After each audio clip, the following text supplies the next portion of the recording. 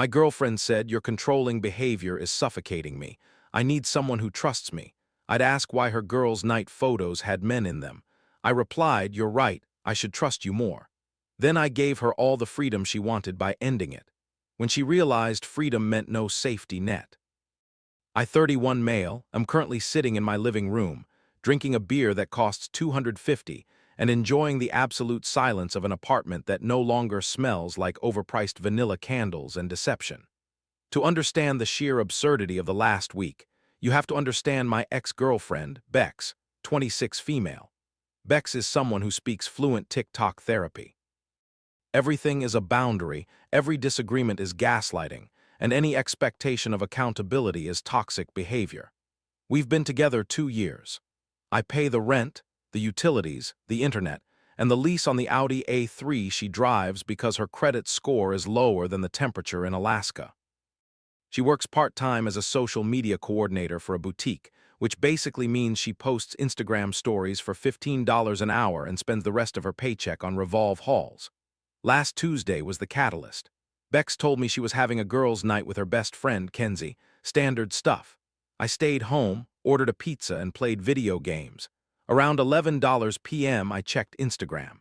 Kenzie had posted a story. It was a boomerang of them clinking martini glasses at a high-end lounge downtown. Cute. Except in the mirrored wall behind them you could clearly see the reflection of the table. Sitting right next to Bex, with his hand casually draped over the back of her chair, was a guy. Not just any guy. This was Tyler, a promoter she had met a few months ago who she swore was just super well-connected and helpful for her career. I zoomed in. In the next frame of the story, a still photo. Tyler's hand was on her thigh. I didn't explode, I didn't smash things, I just screenshotted it. When she came home at 2 a.m., smelling like tequila and expensive cologne, I was awake. "Hey," I said, sitting on the couch. "How was girls' night?" "So fun," she chirped, kicking off her heels. "We just danced and talked. I'm exhausted." "Did Tyler dance too?" I asked calmly. She froze. The color drained from her face, then immediately rushed back in a shade of indignant red. "You were stalking my Instagram?" She snapped. "I watched Kenzie's public story, Bex. His hand was on your leg." She didn't deny it. Instead, she went on the offensive. "This is her signature move." "Oh my God, Lucas, this is exactly what I'm talking about. You are so suffocating." "It was innocent. Tyler is a friend." "Why do you always have to make everything into a crime scene?" "His hand was on your thigh," I repeated. "He was being friendly. You're just insecure." She threw her hands up, pacing the room. "I can't do this anymore. Your controlling behavior is suffocating me. I need space. I need someone who trusts me implicitly without checking up on me every 5 seconds. I need freedom." She stood there, chest heaving, waiting for me to apologize. Usually this is the part where I back down, say I'm sorry for being paranoid, and buy her a sorry gift. But something in me snapped. Maybe it was the overdraft fee I paid last week because she used my card for a vital hair appointment. Maybe it was the lie. "You're right," I said. She blinked. "I am?" "Yes, you are absolutely right. I don't trust you, and you shouldn't be with someone who doesn't trust you. You need freedom." I stood up and walked to the door. "So you're free? We're done?" She laughed, a dry, incredulous laugh. "Okay, Lucas, stop being dramatic. I'm going to bed." "No," I said, blocking the hallway. "I'm breaking up with you. The relationship is over. You want a man who trusts you. Go find him, but you can't live here anymore. You can't kick me out." She shrieked. "I live here. You're not on the lease, Bex. You've never paid a dime of rent. You're a guest, and I'm revoking your invitation. It's 2 a.m. Go to Kenzie's or Tyler's since he's such a good friend." She stared at me, realizing I wasn't bluffing. Then the entitlement flared. "Fine, I'll leave. I don't want to be around your toxic energy anyway." She grabbed her purse and slammed the door. She didn't take a bag. She didn't take her charger. She assumed she'd be back in the morning when I came to my senses. I locked the deadbolt. Then I engaged the chain. Update 1. It has been 48 hours and the realization is starting to set in for her. The morning after she left, I received a barrage of texts. Not apologies, mind you. Demands. "Bex, 8 a.m. I'm coming by at noon to get my skincare and my Dyson. Make sure you're there. Bex, 8:05 a.m. and transfer me $200. I had to get an Uber to Kenzie's and you owe me for the stress." I didn't reply. Instead, I went to Home Depot and bought 10 large moving boxes. I spent the entire day packing. I'm a logistics manager for a shipping company. I know how to pack efficiently. Clothes in one, shoes in another. That horrific collection of beige hats in a third. I put everything in the living room. At noon, she tried to unlock the door. I had rekeyed the smart lock via the app at 2:05 a.m. that night. She couldn't get in. She started pounding on the door. Lucas, open the damn door. My Sephora package is inside. I opened the door. I blocked the entrance with my body. Hey, I said, your boxes are right here. She tried to push past me. I'm not moving out. You're being insane. We just had a fight. We broke up. I corrected. You said my controlling behavior was suffocating. I removed the control. You are free. I have nowhere to go, she yelled. Kenzie lives in a studio. I can't stay there. Maybe Tyler has room, I suggested. She glared at me. Stop bringing him up. This isn't about him. This is about you illegally evicting me. I consulted a lawyer friend this morning. I lied. I hadn't, but I know the tenancy laws in my state. She hasn't established tenancy because she never contributed financially and isn't on any utility bills. You're a guest who overstayed. Here are your things. I started shoving boxes into the hallway. I can't take all this, she cried. I drive an Audi. It won't fit. Ah, the Audi, right, I said. The Audi. I pulled out my phone. I opened the banking app. I canceled the recurring transfer for the car payment. Then I opened the insurance app and removed her as a driver. You can take the boxes, I said. But the car stays. Excuse me. Her voice went so high only dogs could hear it. That is my car. Is your name on the title? I asked. No. Is your name on the loan? No. Do you pay the insurance? No, it's my car, Bex. I let you drive it because I wanted you to be safe. But since I'm so controlling, I shouldn't be controlling your transportation anymore. You can Uber. She looked at the car key in her hand, then at the boxes, then at me. You are trying to ruin my life, she whispered, just because I wanted to have fun with my friends. No, I said, I'm letting you handle your own life. That's what adults do. She called Kenzie. Kenzie arrived 20 minutes later in a beat-up Honda Civic. They spent an hour trying to cram Bex's entire wardrobe into the back seat. It was like watching a game of Tetris played by people who hate geometry. Before they left, Bex turned to me. You're going to regret this. Tyler treats me like a queen. He's going to help me get a lawyer and we're going to sue you for emotional distress. Okay, I said. Tell Tyler I said thanks for the freedom. I shut the door. 10 minutes later, I got a notification from Amazon. Attempted charge, 450 toes hours, Apple Watch Series 9. Payment declined. She tried to use the credit card on her Amazon account.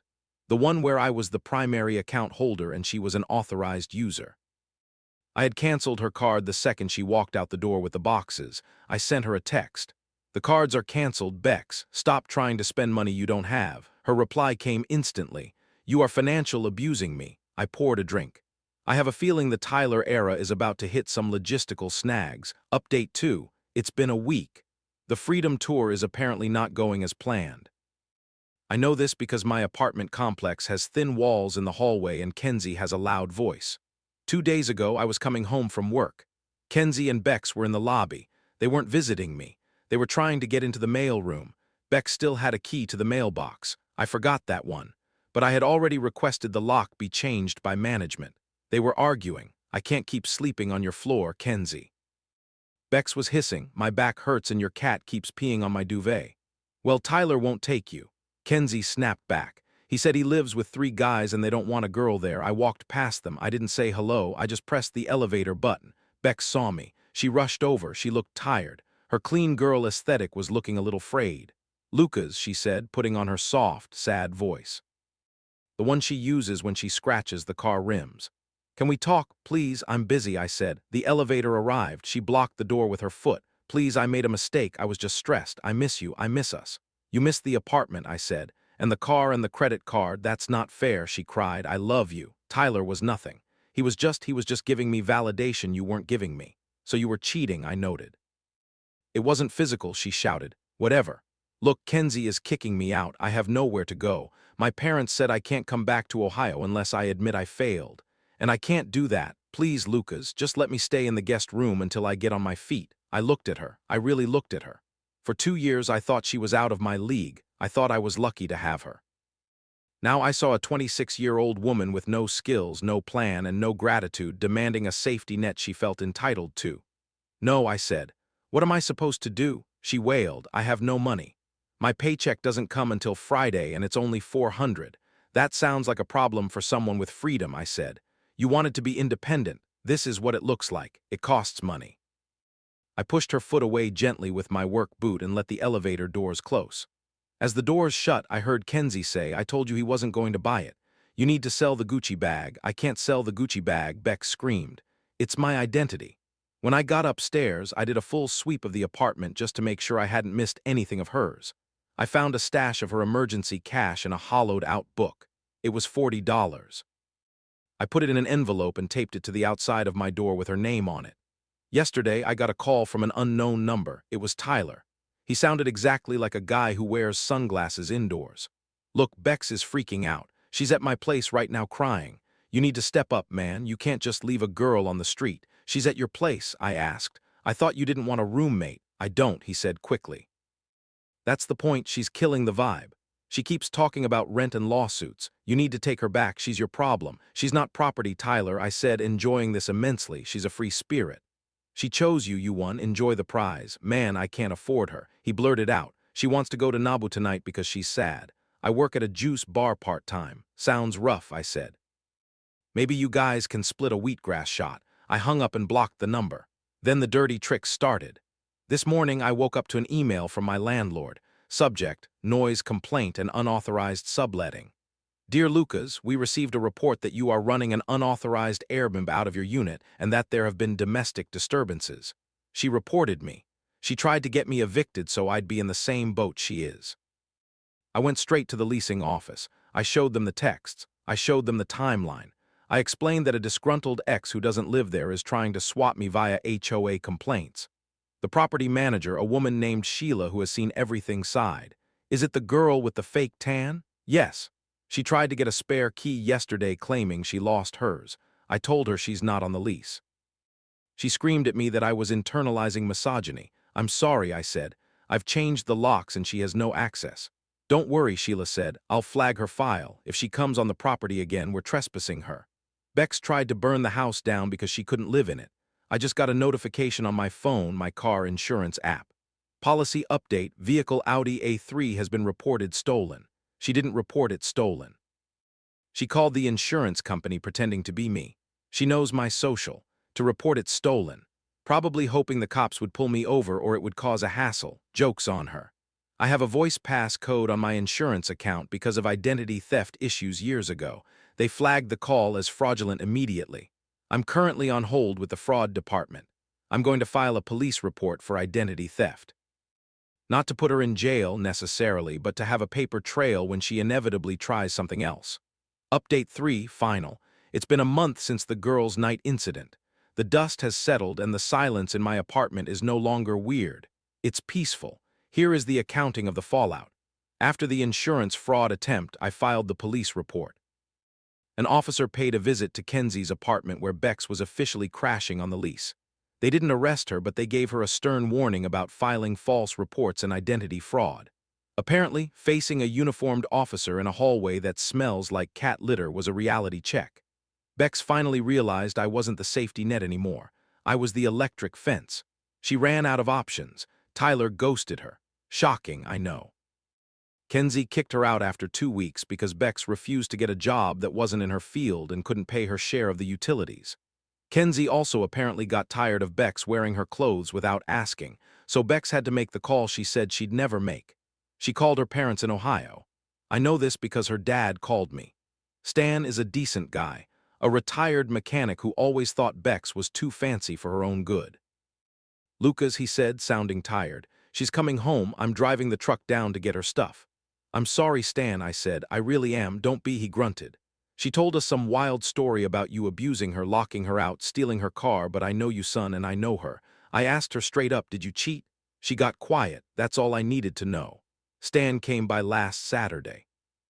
He looked around the apartment, saw the boxes I'd neatly stacked still there, and shook his head. "She blew a good thing," he said. "She wanted freedom," I replied. "She wanted a free ride," Stan corrected. "She's gonna be working at the auto shop with me, answering phones, minimum wage plus tips if she's nice to the customers. She ain't gonna like it." He loaded the boxes, he shook my hand, he left. I didn't see Bex. She sat in the truck the whole time, wearing sunglasses, refusing to look at the building. But the final act of entitlement came via email 3 days ago from Rebecca. Subject: closure. "Lucas, I'm writing this because my therapist says I need to express my truth. You damaged me. You took away my home, my car, and my dignity just because I made one mistake. You clearly never loved me if you could discard me so easily. I'm in Ohio now. It's miserable. I hope you're happy in your empty apartment. You might have money, but you don't have a heart. Tyler might have been broke, but at least he made me feel desired. Please forward my Sephora mail, and if you have a soul, you'll Venmo me $500 for the furniture I helped pick out. It's only fair. Goodbye, Bex. I read it. I drank my coffee. I replied, Bex 1. I didn't take your car. It was never yours. 2. I didn't take your home. You left it. 3. I didn't take your dignity. You left that at the lounge with Tyler. 4. The furniture you picked out was paid for with my card. You picked it out. I bought it. That makes it mine. 5. I marked your Sephora mail return to sender. Good luck at the auto shop. Lucas, I haven't heard back. Yesterday I went to the grocery store. I bought the expensive steak. I bought the good beer. I bought a new throw blanket for the couch because the old one reminded me of her. I sat down, ate my steak, and watched a movie without anyone pausing it to check Instagram or complain that the actor was problematic. I checked my bank account. For the first time in 2 years, the savings number went up significantly this month. Freedom isn't about doing whatever you want without consequences. Freedom is realizing you don't have to pay for someone else's mistakes anymore. She got her freedom. I got mine. And honestly, mine tastes a lot better.